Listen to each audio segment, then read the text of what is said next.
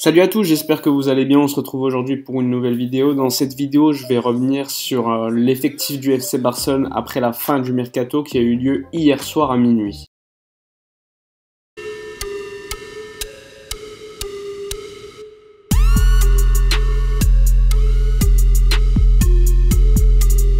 Alors hier, c'était le dernier jour du mercato. Évidemment, il a fallu attendre les dernières heures de ce mercato pour qu'il y ait énormément de mouvements dans les bureaux du FC Barcelone. Il a fallu attendre la dernière heure du mercato pour que ça bouge réellement. Il y a eu Jean-Claire Todibo qui est parti pour Benfica pour un prêt de 2 ans. Un prêt qui est payant de 2 millions d'euros. Donc Benfica va payer 2 millions d'euros pour avoir le prêt de Todibo avec une option d'achat de 20 millions d'euros. Alors à première vue, on peut se dire que c'est un bon choix puisque Koeman ne comptait pas du tout sur lui. Il était compliqué de trouver un club intéressant pour Todibo. Il a refusé Fulham qui est dernier du championnat anglais qui offrait 18 millions d'euros. Ensuite, il y a également Bologne qui s'est intéressé, mais Jean-Claire Todibo a également refusé le deal. Et ensuite, il y a Benfica qui est arrivé aux nouvelles vers 20 h et qui a réussi à conclure le deal. Donc sur le papier, ça peut être intéressant pour Todibo qui va pouvoir jouer dans un championnat avec une équipe qui joue le titre. Donc c'est très intéressant pour lui. Il aura du temps de jeu et pourra potentiellement montrer qu'il a le niveau pour ensuite revenir ou être vendu par le FC Barcelone. En parallèle, tu avais la négociation entre Manchester City et le FC Barcelone qui a duré jusqu'à 23 h 30. Finalement, le FC Barcelone a réussi à proposer jusqu'à 10 millions d'euros plus 8 millions d'euros de bonus, qui était plutôt une offre très intéressante selon moi, puisqu'il lui restait 9 mois de contrat.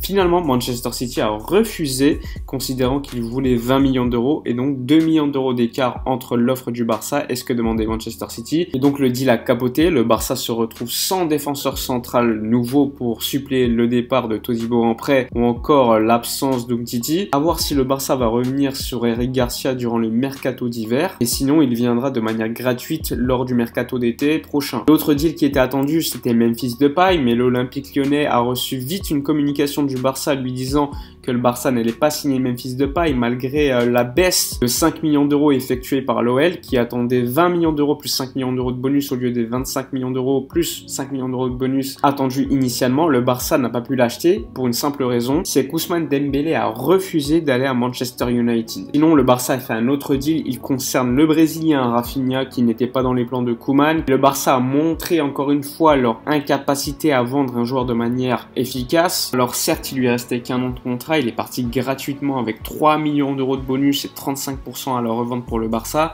mais c'est beaucoup trop peu pour un joueur qui a énormément de talent et qui selon moi aurait pu partir beaucoup plus tôt pour un prix un peu plus élevé que ça. Mais bon, à mon avis, le Barça s'est vite débarrassé de lui à la première offre venue puisqu'il a un salaire assez élevé et on sait que le Barça actuellement est en train de purger tous les gros salaires inutiles. Enfin bref, à l'écran vous allez voir l'effectif 2020-2021 pour l'instant du FC Barcelone en attendant le mercato d'hiver. Alors je vais vous analyser chaque poste et vous dire si je suis satisfait du mercato effectué ou non par la direction sportive et à la fin je vous dirai tous les manques qui selon moi seront importants pour le FC Barcelone. Alors au but on a Marc-André Ter Stegen ainsi que Neto et possiblement Iñaki Peña qui vient d'ailleurs de prolonger son contrat jusqu'à 2023. Donc selon moi les postes sont plutôt couverts, même si je voulais au début de mercato me débarrasser de Neto, puisque je considère qu'on peut gagner de l'argent et que t'as Iñaki Peña derrière peut être le relais des Ter Stegen. Mais bon, globalement, tu as quand même le poste de gardien de but qui est bien couvert par les 3 joueurs. Marc-André Ter Stegen d'ailleurs devrait bientôt prolonger son contrat, ça va être officiel peut-être dans quelques semaines. Iñaki Peña, lui, en attendant le retour de Ter Stegen, devrait rester en étant le second de Neto, puis en janvier, il devrait partir en prêt pour une équipe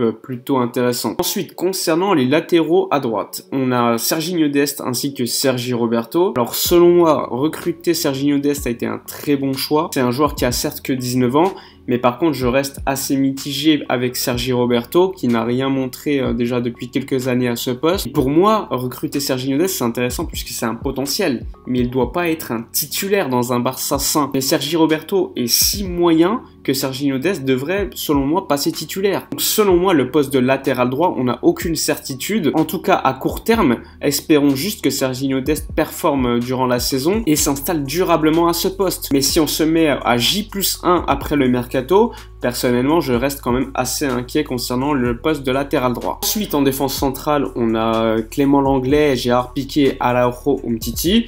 Donc Umtiti pour moi c'est un ex-footballeur, vous allez voir sur Instagram, la plupart de ses photos c'est des photos d'influenceurs ou de mannequins. Après au niveau de son physique on a clairement vu qu'il avait perdu du poids, peut-être qu'il a énormément travaillé physiquement pour revenir.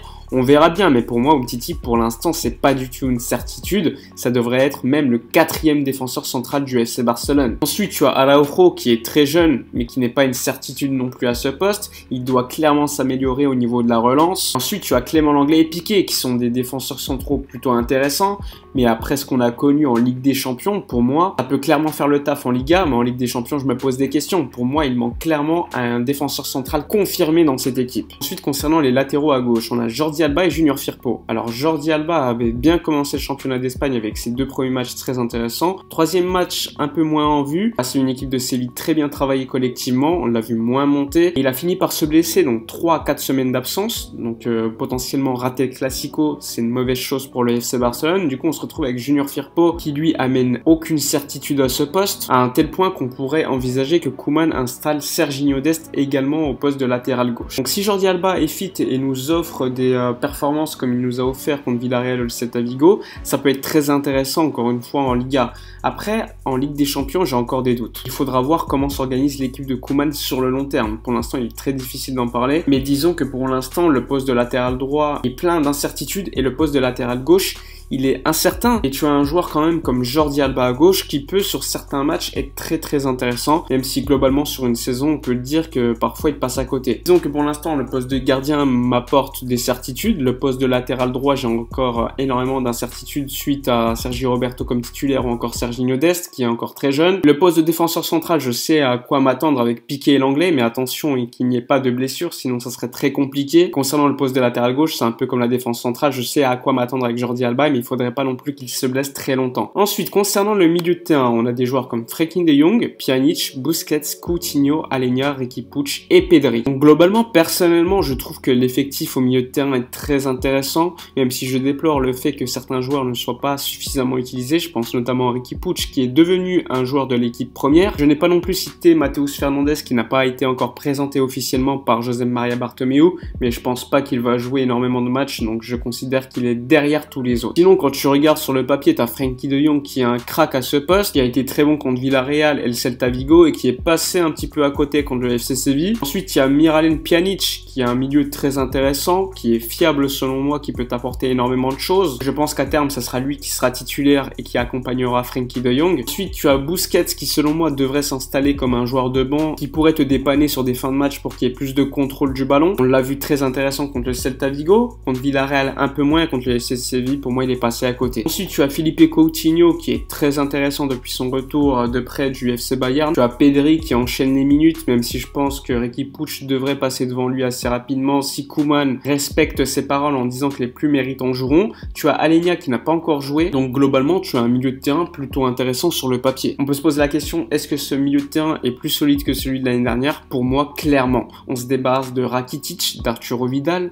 d'Arthur qui était un milieu avec beaucoup de potentiel mais qui n'avait encore rien prouvé. En échange, tu fais revenir Coutinho, Aleñá, tu as Riqui Puig qui potentiellement peut apporter énormément de choses et Pjanic. Ensuite, en attaque, tu as Messi, Ansu Fati, Antoine Griezmann, Ousmane Dembélé, Trincao ainsi que Martin Braithwaite. Alors Messi, on connaît, à voir s'il va pouvoir s'intégrer pleinement dans ce dispositif en 4-2-3-1. On l'a vu plutôt bon contre Villarreal, très bon contre le Celta Vigo et passé à côté contre le FC Séville selon moi. Après, tu as encore Ansu Fati qui a que 17 ans mais qui a déjà assez énorme depuis le début de la saison. Même si personnellement, il faut pas l'oublier, ça reste qu'un joueur de 17 ans, donc au niveau de la régularité, on pourra se poser des questions tout au long de la saison. Ça serait quand même assez effrayant qu'il enchaîne toute la saison au niveau qu'il a montré contre Villarreal ou encore le Celta Vigo. Ensuite, tu as Antoine Griezmann qui est très décevant. Sur le papier, c'est un joueur excellent, mais on voit qu'il est mal placé. En tout cas, sur le côté droit, ça lui va pas du tout. Il pourrait assez rapidement perdre son poste sur le côté droit. Et ça pourrait profiter à deux joueurs, Ousmane Dembélé ainsi que Trincao. Ce ne sont pas non plus des joueurs confirmés, mais ça reste des joueurs plutôt intéressants qui peuvent apporter.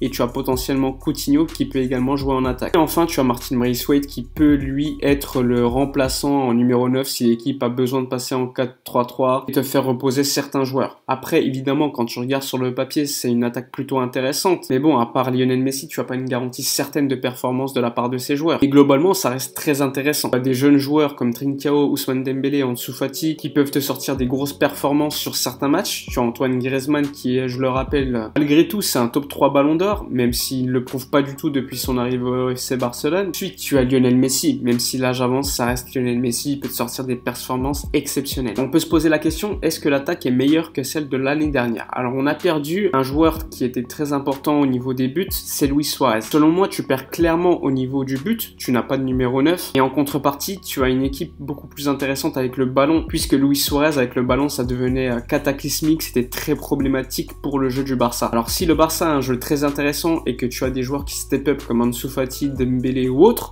tu pourras quand même, en additionnant les buts, compenser assez rapidement la perte des buts de Luis Suarez. Et en plus de cela, dans le jeu, tu seras plus intéressant. Et ça, il faudra encore le voir sur la durée. Donc, globalement, quand on regarde l'effectif actuel du FC Barcelone, personnellement, je pense qu'il manque un top latéral droit, un latéral gauche qui peut amener une certaine concurrence à Jordi Alba, un numéro 9 confirmé, ainsi qu'un top défenseur central. Donc, globalement, tu as un effectif avec des manques, mais quand tu regardes les autres effectifs européens, tu vois aussi qu'ils ont des manques. J'ai bien l'impression que pour la Liga, ça peut être assez faisable. On peut gagner le championnat d'Espagne. Par contre, en Ligue des Champions, il faudrait une équipe très bien organisée pour aller très loin et possiblement la gagner. Je pense qu'actuellement, le Barça a une équipe avec un effectif top 5 européen. Je pense que les meilleurs effectifs d'Europe actuellement, ce sont celui de Liverpool et du Bayern Munich, même si ces derniers ont perdu un joueur comme Thiago Alcantara. Tu as également l'équipe du Real Madrid, même s'ils n'ont pas recruté cet été, qui a une équipe très intéressante. Tu as également Manchester City, Manchester United qui a encore des manques au niveau défensif selon moi. Tu as également le Paris Saint-Germain qui a une grosse puissance de frappe offensive, mais sinon sur les autres postes, personnellement, je suis pas non plus impressionné. Tu as Chelsea qui s'est grandement amélioré au niveau de l'effectif, mais personnellement, je pense toujours que le Barça a quand même un effectif top 5 et il sera donc assez intéressant de voir les performances en Ligue des Champions et en Liga sur la durée. Enfin bref, j'espère que cette vidéo review de l'effectif du Barça vous a plu. N'hésitez pas à vous abonner à la chaîne si ça vous plaît. Vous pouvez également me soutenir en likant la vidéo, c'est très important, en commentant, de donner vos avis. Sinon, vous pouvez me suivre sur mes réseaux sociaux, Twitter ou Instagram. Toutes les informations sont dans la description. Moi, je vous dis à bientôt pour une prochaine vidéo et d'ici là, comme d'habitude, portez-vous bien.